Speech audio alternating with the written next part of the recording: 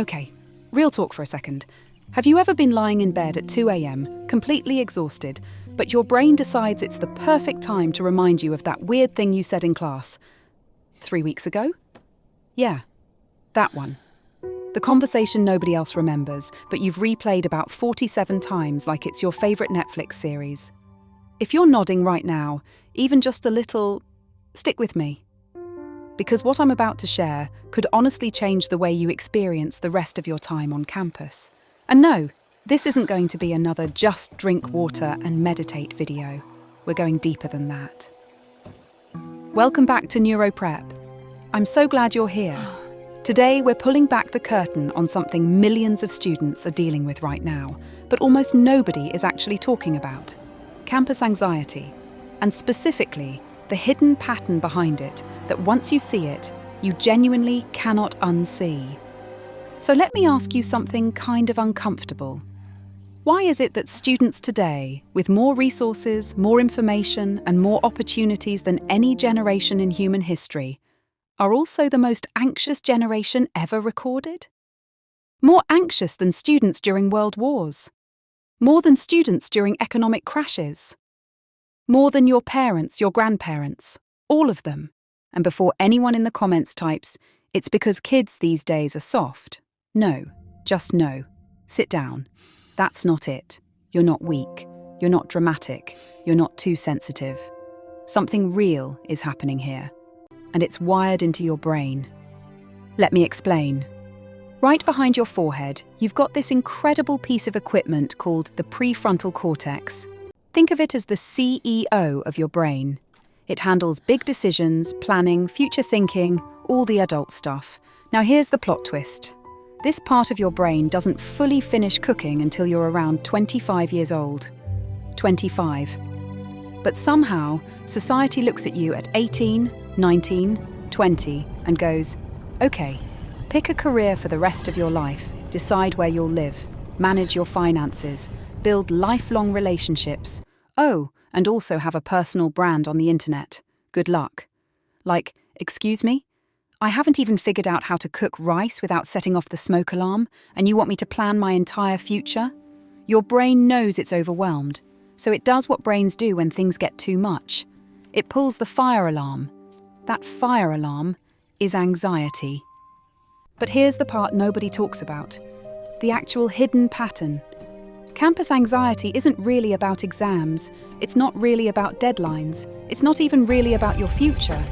It's about something sneakier, something happening to you 1,000 times a day without you even noticing. Comparison loops. Every single day on campus, your brain is silently running thousands of tiny comparisons. The classmate who answered the question and made it sound like a TED talk. The friend who already locked in an internship while you're locking in your third coffee of the day. The person on Instagram studying abroad in Italy while you're eating instant noodles over the sink at midnight, wondering if you're a functioning adult. Here's the thing. Your brain evolved to compare you to maybe 150 people. A small village. That's it. But now? You're comparing yourself to millions of curated highlight reels every single day. Your brain is basically a flip phone trying to run TikTok. Of course it's overheating. So your anxiety? It's not a personal failure. It's a completely predictable response to an environment humans were never designed for. Let that sink in for a second. You are not broken. You are responding correctly to a broken system. Now, how do you know if you're caught in this pattern? There are 3 sneaky signs to watch for. Sign 1. The Sunday scaries that show up on Tuesday and Wednesday, and basically every day. When that dread becomes background music to your life, your nervous system is stuck on high alert. Sign 2. Performance amnesia. You ace the test, and within 2 hours, it means nothing. You finish the project, and you're already panicking about the next one. Your wins evaporate. But that one embarrassing moment from middle school? Oh, that one lives rent-free in your head forever. Sign 3. The phantom rush. You feel busy all day, exhausted, drained. But at the end of it, you genuinely cannot remember what you actually did, because your brain was too busy running anxiety simulations to actually live your life. If any of these hit close to home, breathe. You are so not alone in this. And here's the beautiful part. You're also not stuck. This is where it gets exciting. Your brain has a superpower. It's called neuroplasticity.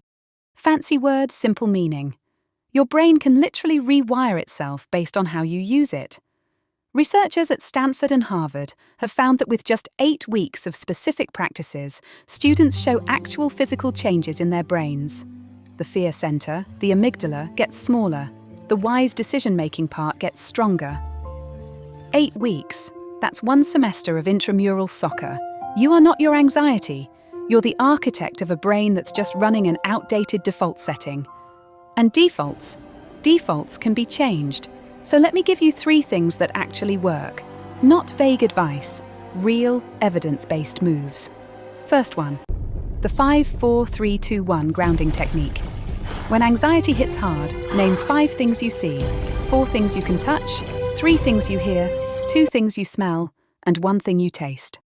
Sounds simple, almost too simple, but it physically yanks your brain out of what if everything goes wrong mode and back into the present.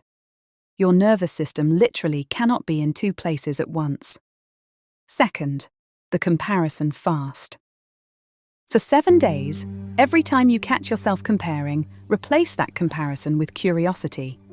Instead of, "Ugh, she's doing better than me," try, "What's working in her approach?" That tiny shift turns your jealous brain into a learning brain, and learning brains don't panic, they grow. Third, the evidence journal.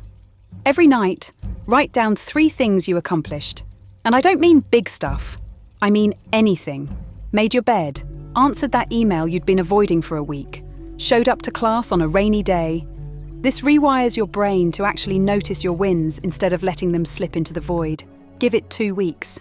I'm telling you, your baseline mood starts shifting. And now I need to say something. Something I wish somebody had grabbed me by the shoulders and told me when I was drowning in campus chaos. Your worth was never measured by your GPA. Your future is not decided by 1 bad semester, 1 failed exam, or 1 rejection email. You are not a walking resume. You are a whole human being. And the students you're comparing yourself to? I promise you, they're hiding the exact same fears. The ones who look like they have it all together? Usually the most lost, those perfect Instagram posts. Took them 23 tries and a meltdown to get right. Everybody is improvising. Everybody. And the bravest thing you can do is admit you're figuring it out as you go. And keep showing up anyway. Okay, so here's your assignment. Yes, I'm giving you homework, but the fun kind. No grades. Pick just 1 technique from this video. Just 1. Don't try to do all 3 and burn out by Thursday. Pick 1 and practice it for the next 7 days. Not perfectly, just consistently. Then come back and drop a comment telling me which one you picked and what shifted. Because here's the thing. Your story, your honest experience, might be the exact thing another anxious student needs to read at 2 a.m. when they're staring at their ceiling thinking they're the only one struggling. We learn from each other here. This is a community, not a monologue. And while you're down there in the comments, hit that subscribe button if this helped you even a little. We post videos like this every week, breaking down the neuroscience of student life so you can study smarter, stress less, and actually enjoy these wild, messy, beautiful years. Listen, your brain isn't broken. It's brilliant. It's just running old software in a brand new world. And now you've got the update. Take care of that incredible mind of yours. I'll see you in the next one.